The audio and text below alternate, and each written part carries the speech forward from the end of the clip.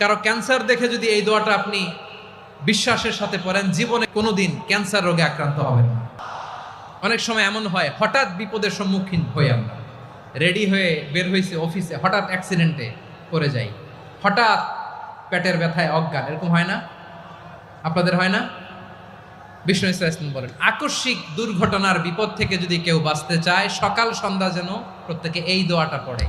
সকালে যদি 3 বার পড়ে, সন্ধ্যা পর্যন্ত হঠাৎ বিপদ থেকে সে রক্ষা পাবে।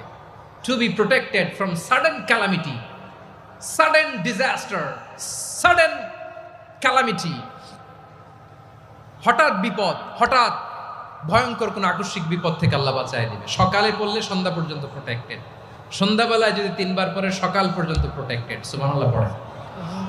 দোয়াটা কি?